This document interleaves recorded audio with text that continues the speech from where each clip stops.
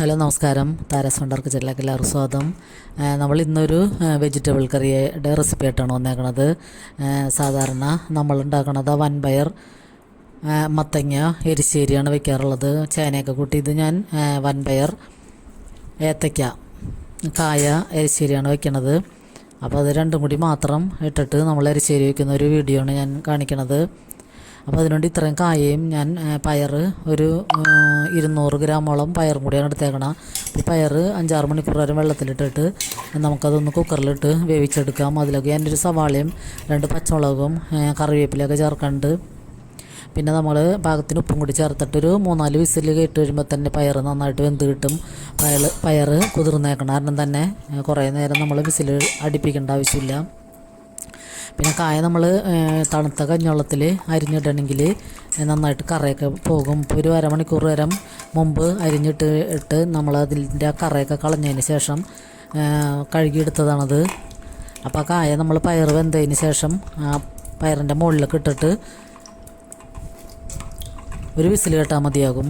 അപ്പോൾ തന്നെ കായ നന്നായിട്ട് വെന്ത് കിട്ടും. അപ്പോൾ ഇതിൽ വേണമെങ്കിൽ കായയൊക്കെ കൂടി നമുക്ക് മത്തങ്ങ ചേനയൊക്കെ ചേർക്കാം. അപ്പം ഞാനിപ്പോൾ അതൊന്നും ചേർക്കാതെ കായയും പയറും മാത്രമാണ് എരിശ്ശേരി വെക്കണത്. പിന്നെ അതിലൊക്കെ നമ്മളൊരിടത്തരം തേങ്ങയുടെ പകുതി എടുത്തിട്ട് അത് 3-4 ചെറിയ ഉള്ളിയും 2 വലിയ വെളുത്തുള്ളിയുടെ ഇതെല്ലാം കൂടി എടുത്തിട്ട് കുറച്ച് ജീരകവും കൂടി എടുത്ത് നമുക്കതൊന്ന് മിക്സിയിലിട്ട് അടിച്ചെടുക്കാം. ഭയങ്കര പേസ്റ്റ് പോലെ ഒന്നും അടിയണ്ട, ഒന്ന് ക്രഷ് ചെയ്തിട്ട് ഒന്ന് നന്നായിട്ട് അരഞ്ഞാൽ മതിയാകും. കൂടുതൽ പേസ്റ്റ് പോലെ ആവരുത്. പിന്നെ നമുക്ക് പാനിലേക്ക് വെളിച്ചെണ്ണ ഒഴിച്ച് അതിലേക്ക് കടുക് ഇട്ട് പൊട്ടിക്കാം. അപ്പോൾ കടുക് പുറത്തേക്ക് പോകാതിരിക്കാൻ വേണ്ടിയിട്ട് ഞാൻ ആ മുടി വെച്ച് മൂടി വെക്കണത് തെറിച്ച് എല്ലായിടത്തും വീഴാതിരിക്കാൻ വേണ്ടി. എന്നിട്ട് നമുക്ക് ആ കടുക് പൊട്ടി കഴിയുമ്പോൾ തന്നെ കറിവേപ്പിലയും വറ്റൽമുളകും കൂടി ഇട്ടിട്ട് അതൊന്ന് വാടി വരുമ്പോൾ നമ്മൾ മിക്സിയിൽ അടിച്ച് അതൊന്ന് വാടി വരുമ്പോൾ തന്നെ നമ്മൾ കുറച്ച് തേങ്ങ ഇട്ട് കൊടുക്കുകയാണ്. തേങ്ങ ഒന്ന് വറുത്തെടുക്കണം. ആ വറുത്ത തേങ്ങയും കൂടി ചേർന്നാലാണ് എലിശ്ശേരി നല്ല ടേസ്റ്റ് ഉണ്ടാവുള്ളൂ. അപ്പോൾ അതൊന്ന് നന്നായിട്ട് വറുത്തെടുക്കാം. ഒന്ന് ചുവന്ന് വരുമ്പോൾ തന്നെ നമുക്ക് അതിൽ നിന്ന് ഞാൻ കുറച്ചെടുത്ത് മാറ്റി കറി വെച്ച് കഴിഞ്ഞ് ലാസ്റ്റ് ഇടാൻ വേണ്ടി കുറച്ചെടുത്ത് മാറ്റുന്നുണ്ട്. എന്നിട്ട് നമ്മൾ മറ്റേ ബാക്കിയുള്ള തേങ്ങ വറുത്തതിലേക്ക് കൂടി നമ്മൾ മിക്സിയിൽ അടിച്ച് വെച്ചിരിക്കുന്ന തേങ്ങയുടെ കൂട്ടും കൂടി ചേർത്ത് കൊടുക്കാം. അതിക്ക് മുമ്പ് ഞാൻ പയറിൽ മുളക് പൊടിയും മഞ്ഞൾപ്പൊടിയും ഒന്നും ചേർത്തില്ല. അതുകൊണ്ട് ഇപ്പോൾ ഒരു 1/2 ടീസ്പൂൺ മുളക് പൊടിയും 1/4 ടീസ്പൂൺ മഞ്ഞൾപ്പൊടിയും കൂടി ചേർത്തിട്ട് അതും കൂടി ഒന്ന് വഴറ്റി കൊടുക്കുകയാണ്. അതിനുശേഷം നമുക്ക്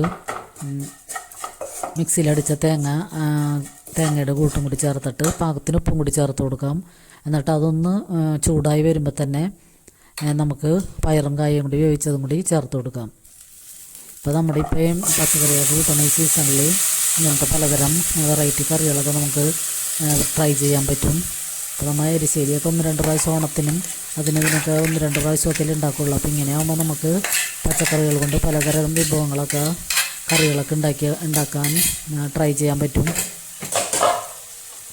അപ്പോൾ ഈ കായയും പയറും കൂടിയും മാത്രം എരിശ്ശേരി വെക്കുമ്പോഴും നല്ല അടിപൊളി ടേസ്റ്റാണ്. അപ്പോൾ എല്ലാവരും ഒന്ന് ഒരു പ്രാവശ്യം ട്രൈ ചെയ്ത് നോക്കുക. നമ്മളെപ്പോഴും ചേനയും മത്തങ്ങയൊക്കെ ഇട്ടിട്ടാണല്ലോ കറി വയ്ക്കണത്. അപ്പോൾ ഈ തേങ്ങയുടെ കൂട്ടൊന്ന് തിളച്ച് വരുമ്പോൾ തന്നെ നമുക്ക് പയറും കായയും കൂടി ഇതിലേക്ക് ചേർത്ത് കൊടുക്കാം. അപ്പോൾ എല്ലാവരും ഇങ്ങനത്തെ കറികളൊക്കെ ഇപ്പോഴും ഉണ്ടാക്കാറുണ്ട്. അപ്പോൾ നമ്മളിങ്ങനെ പല വെറൈറ്റികൾ ട്രൈ ചെയ്തപ്പോൾ എല്ലാവരെയും ഒന്ന് കാണിക്കാമെന്ന് കരുതിയിട്ടാണ്. അപ്പോൾ നമുക്ക് നന്നായിട്ട് മിക്സ് ചെയ്യാം. ഇപ്പോൾ കായ ചേർത്തപ്പോൾ നല്ല അടിപൊളി ടേസ്റ്റായിരുന്നു ഈ കറിക്ക്.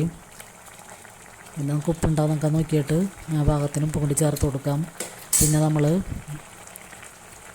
മൂപ്പിച്ച് വെച്ചിരിക്കുന്ന കടുകും തേങ്ങയൊക്കെ ഒന്ന് വറുത്ത് വെച്ചേക്കണത് മീതെ ഇട്ട് കഴിഞ്ഞാൽ നമ്മുടെ അടിപൊളി വൻപയർ ഏത്തയ്ക്ക എരിശ്ശേരിയുടെ റെഡിയാണ്. അപ്പോൾ എല്ലാവരും ഒന്ന് ട്രൈ ചെയ്തിട്ട് ഫീഡ്ബാക്ക് അറിയിക്കണം. പിന്നെ ലൈക്ക് ചെയ്യുന്നവർക്കും കമൻറ്റ് ചെയ്യുന്നവർക്കും ഒത്തിരി നന്ദിയുണ്ട്. നിങ്ങൾ വീഡിയോ ഒന്ന് സ്കിപ്പ് ചെയ്യാതെ കണ്ട് ലൈക്ക് ചെയ്ത് കമൻറ്റ് ചെയ്ത് സപ്പോർട്ട് ചെയ്യാനും കൂടി ശ്രമിക്കണേ. അപ്പോൾ സബ്സ്ക്രൈബ് ചെയ്യാതെ കാണുന്നവരുണ്ടെങ്കിൽ പ്ലീസ് പുതിയ കൂട്ടുകാരൊക്കെ ഒന്ന് സബ്സ്ക്രൈബ് ചെയ്ത് സപ്പോർട്ട് ചെയ്യണേ. അപ്പോൾ എല്ലാവരുടെയും സപ്പോർട്ട് ഇനിയും വേണം.